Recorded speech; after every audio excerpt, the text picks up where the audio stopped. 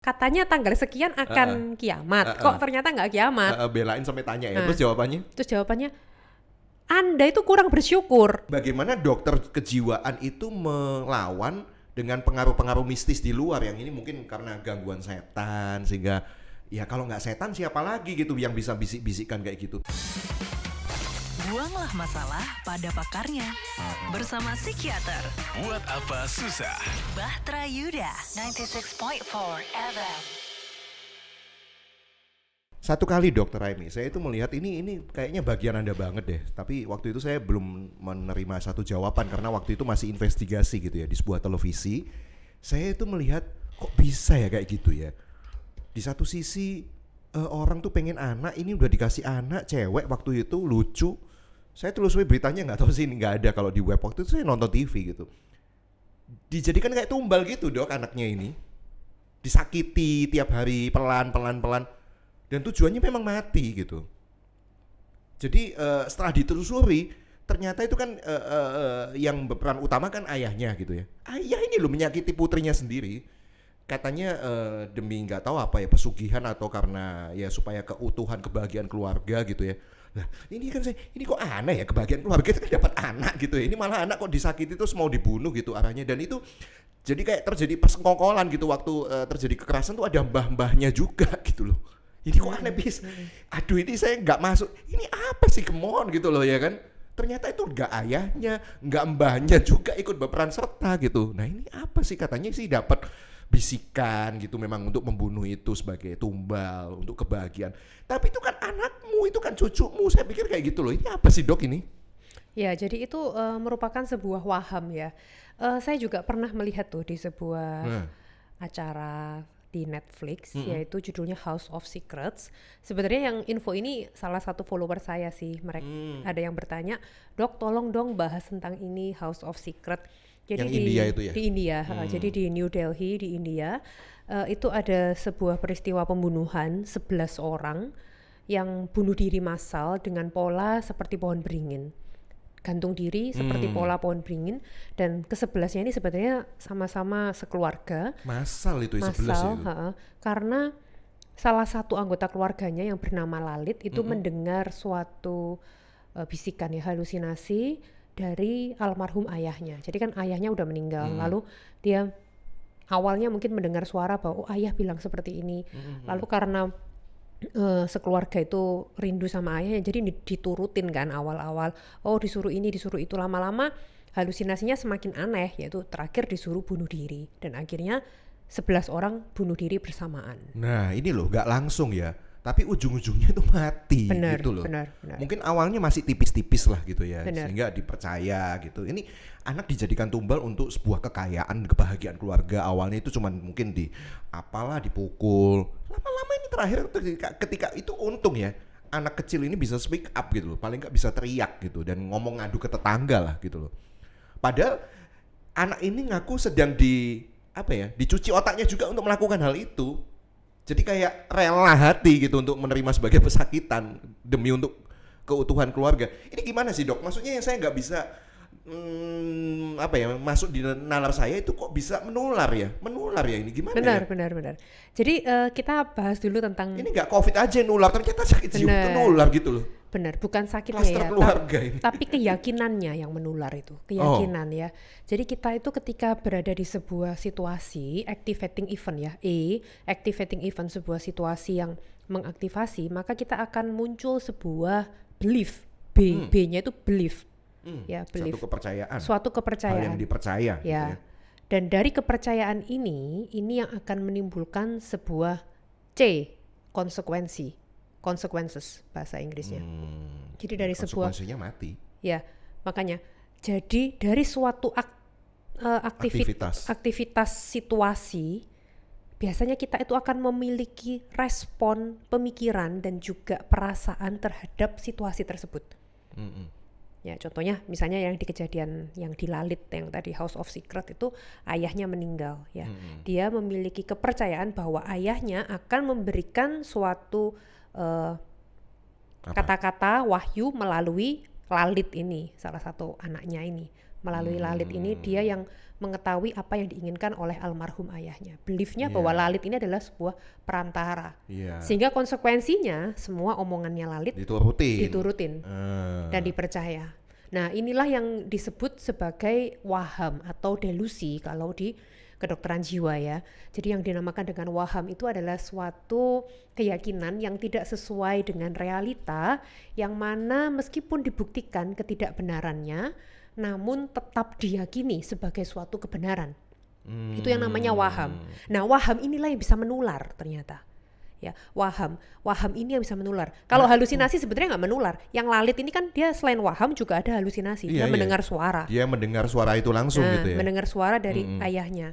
Wahamnya diyakini bahwa dia adalah perantara antara arwah ayahnya dan keluarganya. Jadi artinya saya pun satu saat bisa dimasuki waham itu.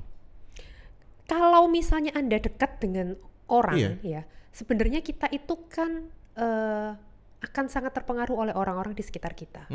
Ya, apa yang diyakini oleh orang sekitar kita secara tidak langsung itu juga akan mempengaruhi kita. Contoh yang paling kecil lah apa? Yang paling kecil aja deh. Ini nggak usah ngomong waham ya, tapi yang positif aja, misalnya agama. Iya. Ya.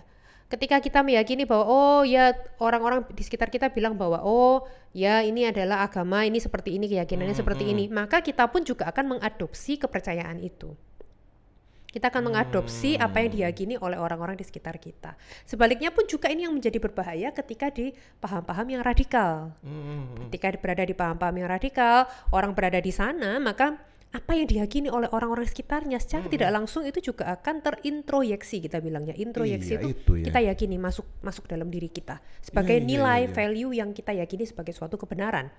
Nah, permasalahannya ini kalau keyakinannya positif sih nggak masalah, tetapi ketika keyakinannya ini negatif bahkan destruktif nah, menjadi waham dan diyakini, inilah yang akan menimbulkan dampak yang tidak baik.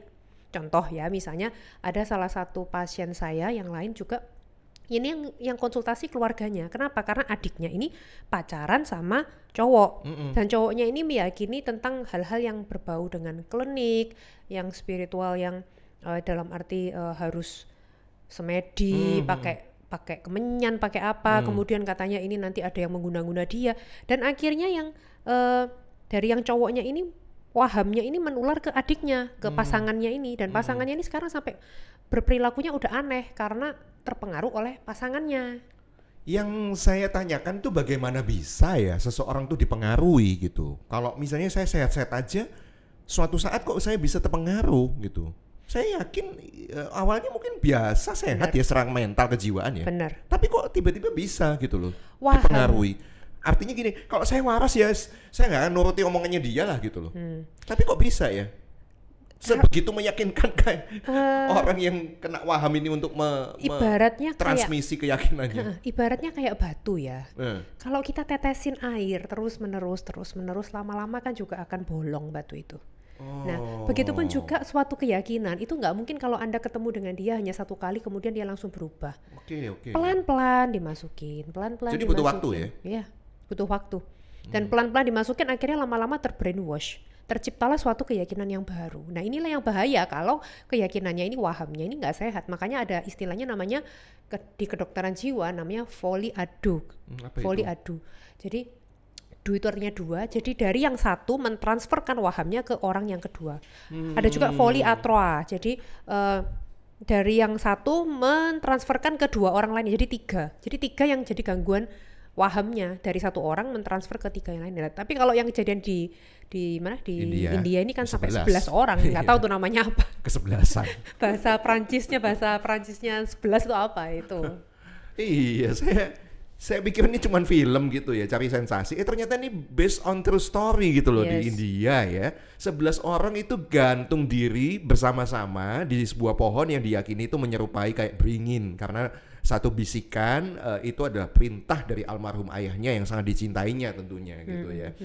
Ya cinta sih cinta, tapi come on, masa melakukan sesuatu yang gak masuk akal gitu ya menurut saya. Namanya juga waham ya kayak gitu ya. Tapi itu sebenarnya bisa diatasi. Oh ya, gimana?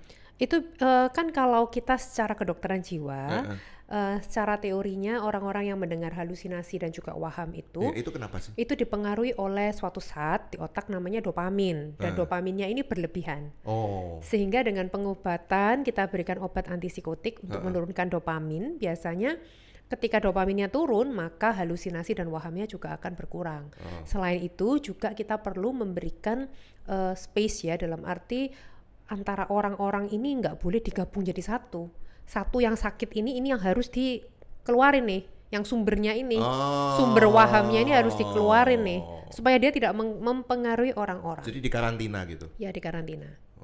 Nggak COVID aja diisolasi ya.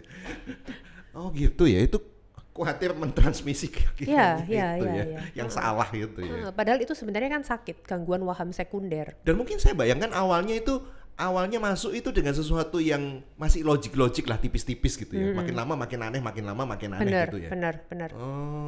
Benar. Oke. Nah, ini bagaimana dokter kejiwaan itu melawan dengan pengaruh-pengaruh mistis di luar yang ini mungkin karena gangguan setan, sehingga ya kalau nggak setan siapa lagi gitu yang bisa bisik-bisikkan kayak gitu. Padahal Anda mencermati itu sebagai dopamin gitu yang berlebihan. Gimana, Dok? Ya, terus terang kalau untuk ranah spiritual saya bukan ahlinya, jadi saya nggak terlalu bisa mengkomentari hal itu karena saya juga bukan ahli spiritual tetapi dari apa yang saya pelajari, dari apa yang pengetahuan yang saya miliki, bahwa itu sebenarnya bisa dijelaskan secara medis ya. Jadi di area temporal di otak itu yang pusatnya untuk halusinasi, itu yang terlalu aktifnya di sana karena dari dopamin yang berlebihan itu, makanya jadi muncul halusinasi, kemudian emosinya jadi nggak stabil seperti itu. Jadi lepas dari itu gangguan setan atau enggak, yang penting kalau itu diberikan obat penurun dopamin itu akan terjadi sebuah efek yang positif gitu ya. Apalagi kan wahamnya udah destruktif, disuruh bunuh diri, ya toh. Jadi waham-waham yang biasanya sering muncul itu waham paranoid. Waham paranoid itu waham yang isinya mencurigai bahwa orang lain memiliki niat yang buruk terhadap dia. Jadi misalnya, aku dikejar, aku mau disuruh dideportasi. Contohnya pasien saya pernah ada kayak gitu. Jadi dia merasa orang-orang tahu nomor KTP-nya dia, tahu nomor pasportnya dia mau dideportasi. Ada setiap mobil warna putih itu mau membunuh dia dan lain sebagainya. Itu yang namanya waham paranoid. Ada juga contohnya waham yang lain adalah ketika ideas of reference ya, namanya ya, waham referensi. Ketika dia merasa segala sesuatu itu dihubungkan dengan dia. Misalnya ketika kalau tokek berbunyi 10 kali itu artinya ada orang yang sedang ngerasani dia, misalnya gitu. Atau ketika dia mendengar TV atau radio atau khotbah dari pendeta, secara nggak langsung itu ngerasani dia. Padahal sebenarnya khotbah dari pendeta ya general aja, tapi dia merasa bahwa itu ditujukan kepada dia. Atau juga ada juga namanya waham cemburu. Waham cemburu itu ketika seseorang merasa bahwa pasangannya berselingkuh. Nah, itu bisa juga salah satu jenis waham. Ada juga waham erotomania. Kalau waham erotomania itu ketika seseorang merasa bahwa orang lain itu mencintai dia, padahal orang lain ya biasa aja, tapi dia yakin bahwa orang lain tuh lagi naksir aku nih. Kegeeran, lagi naksir aku, lagi ngejar aku. Itu waham itu juga? Iya, itu waham erotomania. Jadi merasa orang lain mencintai, padahal sebenarnya orang lain ya biasa aja. Ada juga waham grandius, ini yang juga perlu hati-hati ya, waham grandius ya. Waham grandius itu ketika dia merasa bahwa dirinya memiliki kemampuan supranatural yang hebat, misalnya bisa mendengar suara Tuhan atau mendapatkan wahyu, aku disuruh begini, disuruh begitu, bisa menyembuhkan orang. Nah, hati-hati. Itu bisa jadi tanda dari dia sedang episode mania ya. Mania, jadi dia lagi percaya diri berlebihan, tanda dari bipolar. Makanya kita perlu hati-hati ya ketika sesuatu itu berjalan melebihi dari nilai wajarnya. Tapi awal-awal kan terasa wajar, Dok, awalnya. Masalahnya kan Bener, kayak gitu. awal-awal terasa wajar, justru itu semakin lama semakin aneh. Kita yang harus waspada, kita yang harus bijak. Kan di dalam Alkitab sendiri juga dituliskan bahwa kita perlu berhati-hati kepada nabi-nabi palsu. Banyak yang akan bernubuat dalam nama Tuhan, tapi belum tentu itu benar-benar dari Tuhan. Ini, apalagi kalau bawa-bawa nama Tuhan ini ya. Benar. Kalau ada orang bilang almarhum ayahnya lah, atau siapa ya, saya, itu apa sih gitu ya kan. Tapi kalau seseorang, apalagi dia punya sebuah otoritas misalnya ya kan, sebuah label yang sangat kuat gitu, bahwa dia ini dekat dengan Tuhan dan dia bilang Tuhan berkata. Nah, ini Benar. Padahal yang berkata ya mungkin manusia, bukan egonya Tuhan. dia sendiri. Ya, makanya kita perlu berhati-hati. ujilah segala sesuatu, apakah sungguh itu benar berasal dari Tuhan apa enggak. Karena saya juga udah beberapa kali sih pengalaman saya yang lalu-lalu ada beberapa hamba Tuhan tanda kutip ya yang dalam arti berdoa kemudian katanya dapat nubuatan begini begitu, tapi ya ternyata ya nggak kejadian di saya gitu loh. Makanya kita perlu berhati-hati, jangan dengan mudah, dengan gampang kita bilang bahwa ini berasal dari Tuhan, dapat sesuatu. Ujilah dahulu. Karena kita harusnya mengandalkan Tuhan, bukan mengandalkan manusia. Betul. Terus kalau UFO itu gimana? Aduh, pertanyaanmu kok semakin lama semakin luas. Aku nggak ngerti tentang UFO karena aku juga bukan scientist. Itu waham nggak itu? Nggak tahu. Dia kan dapat penglihatan itu katanya. Siapa? Yang lihat UFO. Siapa yang lihat UFO? Ya kan banyak. Oh, aku nggak tahu. Seluruh dunia ini kan banyak yang katanya lihat UFO gitu. Iya, saya nggak dengan berani. makhluk-makhluk di dalamnya gitu. Saya nggak berani terlalu mengomentari ya karena itu di luar dari pengetahuan saya gitu kan. Apa yang menurut saya salah belum tentu itu beneran salah karena saya pun juga memiliki. Akhirnya saya ada beberapa orang hari ini yang mungkin belum melihat UFO tapi dia yakin UFO itu ada benda-benda planet asing gitu. Ya yang itu, sedang mungkin satu saat akan menyerbu bumi. Ya itu saya nggak ngerti sih. Di luar pengetahuan saya. Ya kadang-kadang kan aneh-aneh soalnya ya. Apa namanya, delusi ya istilahnya ya. Delusi itu kan kadang-kadang aneh-aneh, meyakini dirinya itu bisa tembus pandang. Bisa apa dengan kemampuannya dia bisa pindah dengan sekejap dari sini ke sini lah gitu loh. Ini kan bagi orang lain yang punya pandangan budaya ya kan, budaya yang masih menerima kayak begitu-begitu bahwa sakti gitu.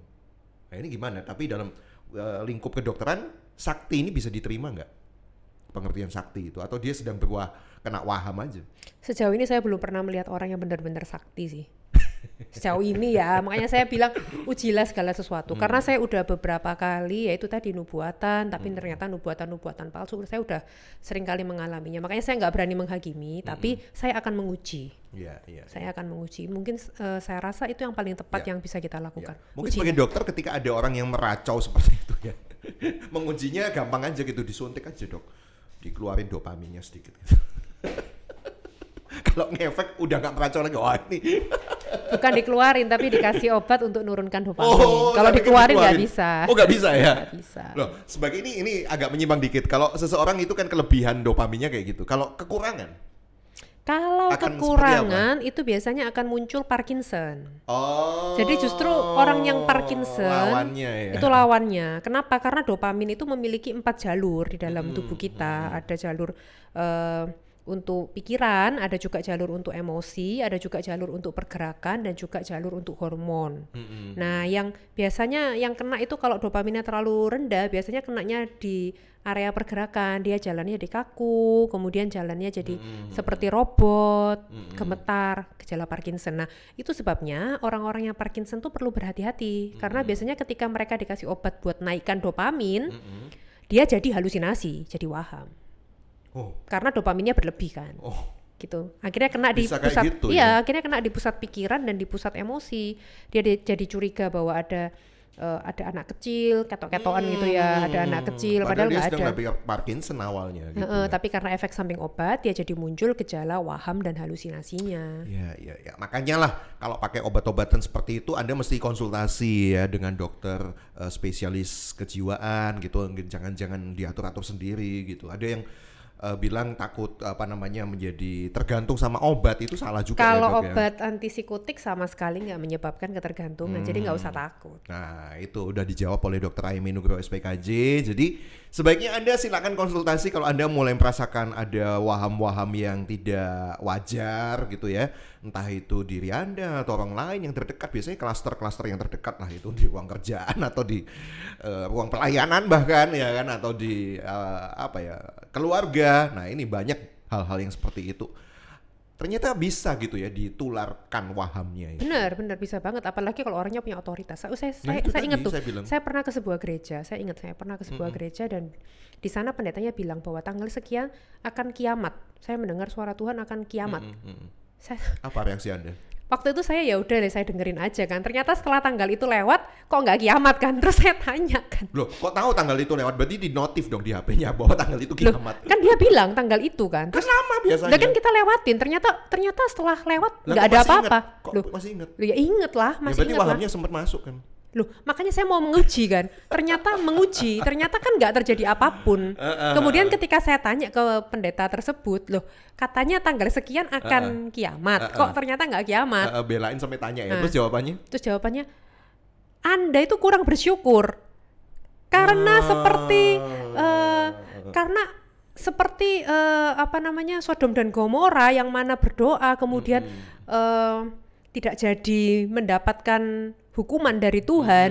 Begitupun juga kita ini harus bersyukur. Anda kurang bersyukur karena kita sudah diluputkan dari kiamat. Ini semua karena kasih karunia Tuhan. Ya intinya ya dia merasa bahwa itu tetap benar gitu. Nah menurut saya ya jangan gampang-gampang lah menyebutkan nama Tuhan. Kita ini manusia biasa, jangan sombong gitu loh. Iya. Menurut saya ya. Iya. Yang pasti Tuhan pasti berbicara dengan kita itu pasti gitu ya. Tapi untuk menunjukkan satu buah-buah yang menimbulkan keresahan, ketidakdamai sejahteraan, nah, itu ya itu coret tanda aja ya itu, coret kalau aja.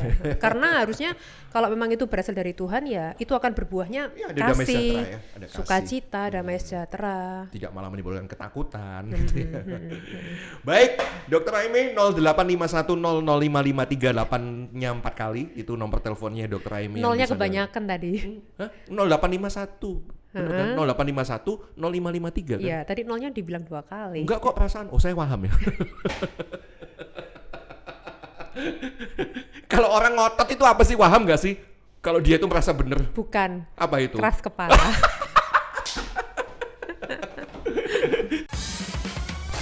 Buanglah masalah pada pakarnya. Bersama psikiater Buat apa susah? Bahtera Yuda 96.4 FM.